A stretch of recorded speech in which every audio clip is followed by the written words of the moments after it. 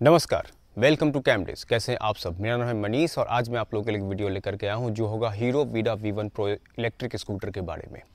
Electric scooter plus car का trend आ चुका है। लोग इलेक्ट्रिक कार्स और स्कूटर दोनों बाई कर रहे हैं। इवन कॉस्ट बाकी नॉर्मल पेट्रोल डीजल की कार से या पेट्रोल वाले स्कूटर से कॉस्टिंग ज़्यादा होने के बावजूद भी इवन जो CNG वाली गाड़ियाँ आती हैं उनसे भी एक इलेक्ट्रिक प्रोडक्ट का कॉस्ट ज़्यादा होता है।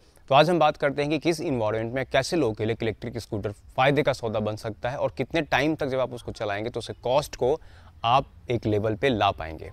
पर सबसे इंपॉर्टेंट चीज़ ये है कि जब मैंने एक इलेक्ट्रिक स्कूटर बाई किया और उसे लगभग 1 साल में इसे यूज़ कर चुका और इस 1 साल में मैंने स्कूटर को लगभग 15,100 किलोमीटर से ऊपर इसको राइड कर लिया है। इलेक्ट्रिक स्कूटर एक फ़ायदे का सौदा बन सकता है, पर उससे पहले ये जाने कि किस इन्वायरमेंट में कैसे इसको चला सकते हैं। जब आप एक ऐसे टेम्परेचर में जहाँ पे दिल्ली का टेम्परेचर 44 डिग्री के आसपास होता है, इस केस में आपको इलेक्ट्रिक स्कूटर उतना फ़ायदे का सौदा नहीं बनता है, क्योंकि ओवर हीट होने की वजह से आपकी स्कूटर बंद हो सकती है या आप ये कहें कि उसके परफॉर्मेंस पे इसका इम्पैक्ट आ सकता है। दूसरा इम्पॉर्टेंट चीज़ ये है कि जब आप एक स्कूटर को सर्विस के लिए ले जाते हैं किसी भी सर्विस स्टेशन पे, तो उसमें प्रॉब्लम आती है कि आप इन स्कूटर को स्पेशली जैसे हीरो है या कोई भी ऐसे स्कूटर, उसके सर्विस स्टेशन ज़्यादा नहीं है। तो जब भी आप ऑनलाइन बुकिंग लेंगे तो इस बुकिंग पे उस सर्विस स्टेशन पे सर्विस है कि नहीं, इसका भी चैलेंज है। तीसरा, एक्सपर्ट इंजीनियर्स नहीं होने की वजह से ऐसे लोग जो इलेक्ट्रिक स्कूटर बाई करते हैं, जब आप सर्विस के लिए लेके जाते हैं तो वहाँ पे भी सर्विस में आपको चैलेंज आता है। थर्ड, इलेक्ट्रिक स्कूटर एक ऐसे प्रोडक्ट से बना होता है जिसमें कुछ सॉफ्टवेयर, कुछ मॉनिटर और एक मोटर के अलावा कुछ नहीं होता, पर मोटर का कॉस्ट सबसे ज़्यादा होता है। इवन बैटरी का कॉस्ट उससे भी ज़्यादा होता है।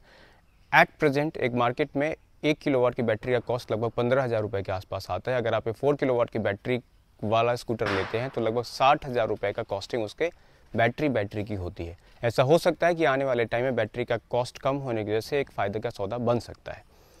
दूसरा इसका चैलेंज है कि जब आप स्कूटर को चलाते हैं तो आप एक लिमिटेड रेंज तक ही लेके जा सकते हैं, क्योंकि उसकी चार्जिंग कैपेसिटी उतनी फास्ट नहीं है कि जब मन किया जहाँ मन किया चार्ज कर लिया। इसके चार्जिंग स्टेशंस भी लिमिटेड हैं और इवन एट प्रेजेंट हर एक चार्जिंग स्टेशन प्रॉपर वर्किंग भी नहीं होता है और घर पे भी आपको चार्ज करने में 4-5 घंटे का समय तो लगता ही है। परफॉर्मेंस इलेक्ट्रिक स्कूटर का बहुत ही बेहतर होता है। इवन इलेक्ट्रिक कार्स की भी जो परफॉर्मेंस है बहुत अच्छी होती है।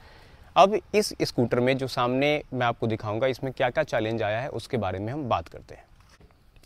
ये स्कूटर 15,338 किलोमीटर लगभग चल चुका है। इसके अलावा अगर इसका जो सॉफ्टवेयर है उसके साथ सिंकिंग कराते हैं तो वो एक अलग रीडिंग बताता है, जो कि हमेशा इससे ज़्यादा होता है, क्योंकि वो एक GPS में पे काम करता है और GPS की वजह से उस GPS जो रूट उसे लगता है कि इस रूट से आदमी जा सकता है वो रूट दिखाता है, ना कि इस स्कूटर का एक्चुअल ट्रेवलिंग रूट दिखाता है। दूसरी चीज़ ये है कि हीरो वीडा ने अपने सॉफ्टवेयर को बेहतर बनाने का ट्राई किया है, पर वो बेहतर नहीं बना है। इवन वो और ज़्यादा वर्स्ट हो गया है। अब ये लाइव ट्रैकिंग भी वो सही से नहीं दिखा पाता है, प्लस जो कनेक्टिविटी है कॉलिंग वगैरह वो भी उतना अच्छा नहीं आता है। दूसरा, इसके बात करते हैं, इसमें सबसे बड़ा चैलेंज पहले आता था लिम्प होम का। लिम्प होम की वजह से स्कूटर चलते चलते कहीं भी बंद हो जाती थी और ये बहुत ही क्रिटिकल प्रॉब्लम है, क्योंकि ये एक इंसिडेंट को न्योता देता है जो कि कभी भी कहीं भी हो सकता है। अभी अगर आप इसको देख पा रहे होंगे, इसकी बैटरी एक 73% यूज़ हुआ है, दूसरा 59% यूज हुआ है। इसका प्रॉब्लम ये है कि इसमें ये भी एक प्रॉब्लम है। सपोज़ जब ये इसका एक बैटरी यूटिलाइज होता है उस समय लिम्प होम के एरर के चांसेस ज़्यादा होते हैं। प्लस दूसरा प्रॉब्लम ये इसमें इसका जो स्पीड है, सपोज़ आप थ्रोटल देते हैं और स्पोर्ट्स मोड में इसका राइड करना चाहते हैं और उस समय आपकी एक ही बैटरी कंज्यूम हो रही है, दूसरी नहीं हो रही है, तो स्पीड ज़्यादा नहीं जाता है, पर उस समय एकाएक आपको ऐसे जर्क सा फील होगा कि ये स्कूटर बंद हो गई है।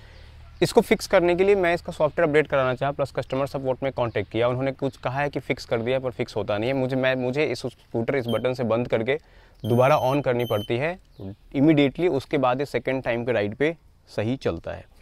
फिर इसका दूसरा सबसे बड़ा प्रॉब्लम है इसका जो चार्जिंग सॉकेट है। इसकी charging socket during the time period loose हो जाता है। जैसे कि एक मोबाइल फ़ोन अगर आप यूज़ करते हैं, वैसे ही इसका ये चार्जिंग सॉकेट लूज़ हो जाता है। जब आप इसको कनेक्ट करेंगे चार्जर को तो ये हमेशा चार्ज नहीं करेगा। हो सकता है कि जैसे इसका सीट कवर अगर बंद करते हैं या फिर सीट को ओपन करके रखना है, या इसका डैमेज होने का भी चांसेस रहता है। तो मैं एक ऐसा पर्सन हूँ या प्रोडक्ट को बहुत तरीके से यूज़ करता हूँ। इसको भी अभी आपने देखा, मैं इसको खोला है सामने से। इसका मतलब है कि ये तरीके से यूज़ होता है, उसके बाद भी इसे मुझे सेट करना पड़ता है लूज़ या प्लग को, और जब मैं चेंज कराने जाऊँगा अगर सर्विस स्टेशन पे, तो इसके भी कुछ कॉस्टिंग डेफिनेटली आएगी, क्योंकि ये कंज्यूमेबल में काउंट होगा और उस समय इसके चार्जेस लगेंगे, चाहे ये हो चाहे इसका पावर बटन हो। दूसरा, चार्जर अगर आपका ख़राब होता है तो चार्जिंग में इसकी कॉस्टिंग चार्जिंग की लगभग 20,000 रुपये के आसपास आता है, तो वो भी एक बड़ा कॉस्ट है। तीसरा, इस स्कूटर में जो प्रॉब्लम आया है वो है कंट्रोल फेल्ड का, व्हीकल कंट्रोल फेल्ड। तो व्हीकल कंट्रोल फेल्ड में मेरे हिसाब से इसमें ट्रैक्शन कंट्रोल भी दिया हुआ है, जिसकी वजह से जब गाड़ी आपके एक कम रेडियस से मूवमेंट करता है, किसी कर्व पे मूव करता है, तो एक बेहतर कंट्रोल आपको मिलता है। पर ट्रैक्शन कंट्रोल फेल्ड होने की वजह से आप फील करेंगे कि आपकी गाड़ी स्किड हो रही है और आपको एक ज़्यादा रेडियस लेना पड़ेगा इस गाड़ी को मूव कराने के लिए।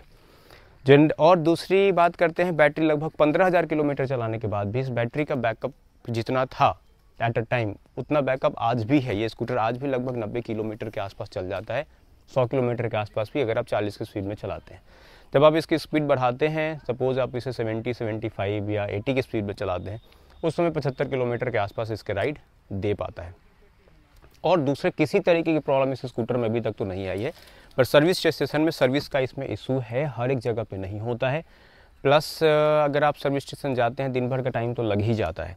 लाइटिंग वाइटिंग इसके इंडिकेटर बाकी सब सही है, पर सर्विस स्टेशन जब आप जाते हैं इसका सर्विस होगा तो इसका बॉडी चूँकि सारा प्लास्टिक बॉडी है तो इसमें अब एक नॉइज़ सा आ गया है। तो जब भी आप स्कूटर चलाते हैं तो आपको एक नॉइज़ सा फील होगा, शायद आप इसको सुन पा रहे होंगे। और इवन जब आप कंप्लेन करेंगे कि तुमने इसे सही से फिक्स नहीं करा है तो आपको बताएंगे कि इसमें ऐसा ही नॉइज़ आएगा। तो ये सारी चीज़ें हैं। बाकी इस चार्जिंग स्टेशंस के लिए मैंने क्या फ़ील किया है कि चार्जिंग स्टेशन पे इस स्कूटर को ले जाते हैं, पहले अगर आप रिजर्व करके रखेंगे ये इस चार्जिंग सॉकेट को लॉक कर देता है, तो जब तक वो रिलीज़ नहीं होगा, अगर चार्जिंग स्टेशन काम नहीं कर रहा है तो आप इसको निकाल भी नहीं पाएंगे। प्लस ये वाटर प्रूफ तो नहीं है, इसमें इतना सारा डस्ट जा चुका है, आप ये देख रहे होंगे, ये पूरा भर गया है, इसको साफ़ करने पे भी अंदर तक इसमें चला गया है, तो ये डस्ट प्रूफ भी नहीं है। जनरली इस स्कूटर का मेरा इतना ही एक्सपीरियंस है। बाकी दूसरे ऐसे स्कूटर्स मार्केट में आ गए जिसका स्पीड बहुत अच्छा है, परफॉर्मेंस इसकी अच्छी है, और इसका भी एक दूसरा जो प्रो वर्जन है ये V1 लॉन्च हो गया है और उससे लगभग 1 लाख के आसपास आप ले सकते हैं।